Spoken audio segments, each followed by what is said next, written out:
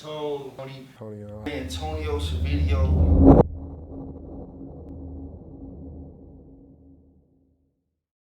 So to see a white boy pull up in a drop Phantom, laughing, two or three beautiful women hopping out the car, it was different.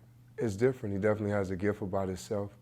Um, the best word I can say for it is focus.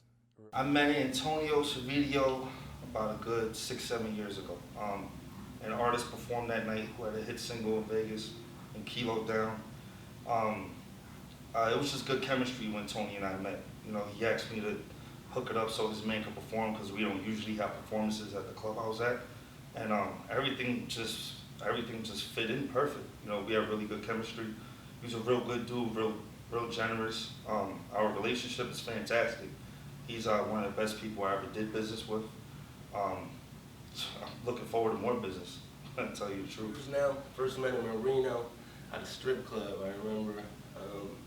I was a young artist, man, real hungry, and you know, he was always bossed up, always really, you know, coming through in the Hummers with Fab and all the artists doing his thing. So, you know, I ran up onto him, gave him my CD, told him who I was. You know, I'm Nilla the Hustler from Reno, Latin artist. You know, we trying to get it. And you know, he was real smooth, real swell, man, real humble dude. Told me to hit him up, and I hit him up. Had a couple lunch meetings with him, and you know, we just took it out from there. Started opening up all the summer jams, you know, Legends, E40, Keith Sneak. I mean, the list goes on. But you know, just started working with him, and just been working with Tone ever since, man. So I met Tony about 10 years ago through a mutual friend. A very good friend of mine named Chris I've known for about 20 years, and that's actually one of Tony's childhood friends. So there's a lot of history. So with a lot of history comes trust. And we have a small circle as it is anyway. But I met Tony about 10 years ago. I was a mortgage banker at the time. Tony owned quite a bit of real estate, and I was refinancing a few of his properties, and that's how I met Tony initially. I would have to say a couple years ago, I was at this club DJing on the strip, this after hours club. Tone was in there with one of his chicks, of course, and I went into like a whole Bay Area, San Francisco's DJ set, and I played like a lot of Mac Dre. Everybody was going crazy, and it was like maybe 6:30, 7 a.m. in the club, so the club was kind of starting to fizzle out a little bit. So this one dude, I guess he was from the Bay, he got real emotional. He was grabbing on me. Yo, you're playing my cousin Mac Dre. You're playing my cousin Mac Dre, and grabbing me. I'm like, all right, dog, I'll keep playing more. Just fall back. It's a little bit too much. You ain't gotta touch it. You ain't gotta touch me. You know, it's too late to touch another man. So he got all emotional. What? You a Bay hater? You a Bay hater?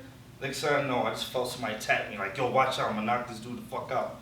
And I look over. Tone grabbed the guy. I was talking to him.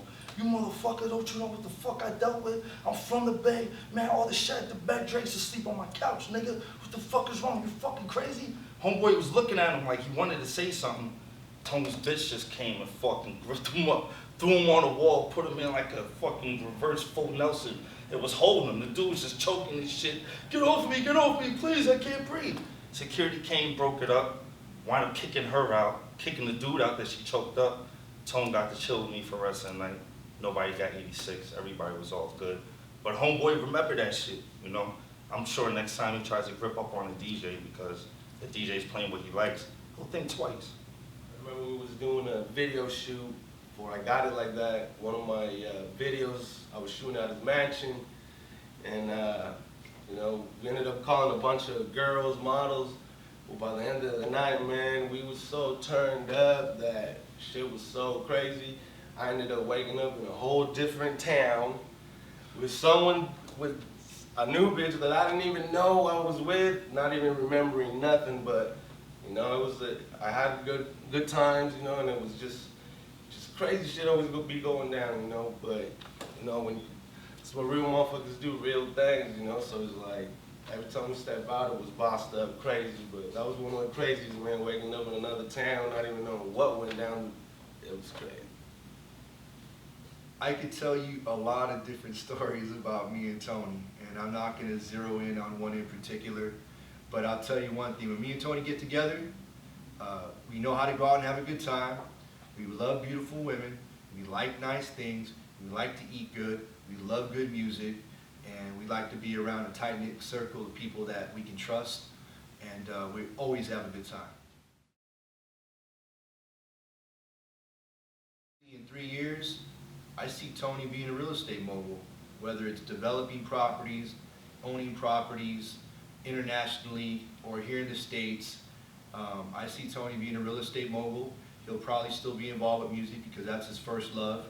But spending enough time with Tony, I know what he really loves, and that's real estate. And he wants to build amazing properties and sell them and make more and build more. So music's always going to be a part of his life, but ideally he's going to be putting up amazing properties around the world, Mexico, and in the United States. Tone is out.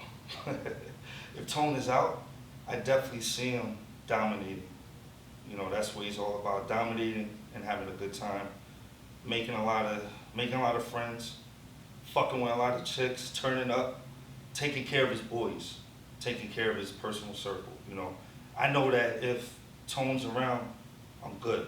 If I need something, I got it. You know, like I feel safe in my life with Tone. You know, like he brought me around a lot of places. I seen a lot of goons looking, then they see me with Tone, they're like, "Oh, what up, Tone?" I'm like, "Yo, you know these cats? I seen them scheming on us from back there, you know." But he's I see him being successful in everything he does.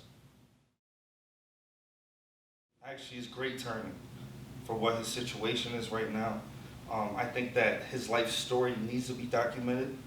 You know, everything that we have ever been through, all these, like between the 6 or 7 years I've known him, I experienced so much, and just all the stories I even heard about before I met him, it has to be documented. It has to. It's just one of those things that I think the world and everybody needs to know about. You know, he's such a big icon in the music industry that he was low-key for a long time. I think he needs to get exposed. He deserves this exposure, 100%. Tony's background, I know a lot of the challenges that he's had to deal with, and more than anything, he's a personal friend of mine. He's one of my best friends. So at this day and time, there's nothing on the market right now that can capture Tony's life, and I believe once the public hears about it, sky's the limit with this project.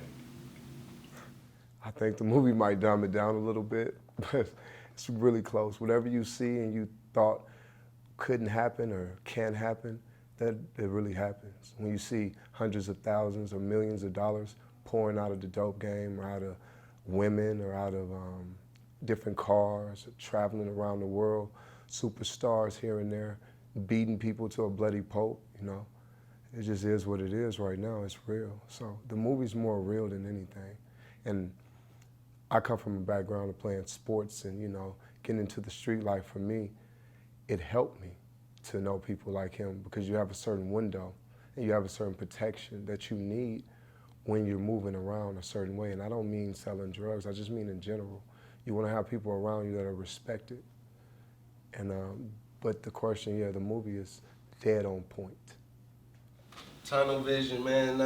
This movie, I think, is gonna be significant. You know, you really get to see the raw footage, or the raw things of the streets, man. And it's like I was tunnel vision before the movie even developed. You know, I've been rocking with Tone forever, and you know, I seen what goes down, how everything been developing, and you know, I think it's a good thing because you get to see the rise and the falls of a great person, and it's to the raw footage, and it's reality, man. We ain't sugarcoating nothing, you know.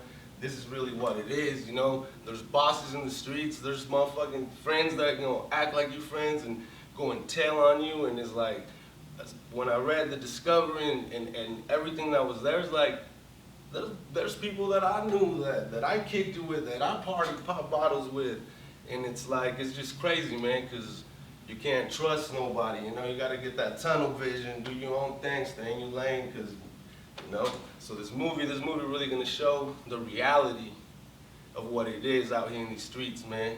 How bosses really move and hit corners, man. We're really out here doing it, and it's, you know, it's the rise and falls of it, man. We're just keeping it real and showing you the real streets.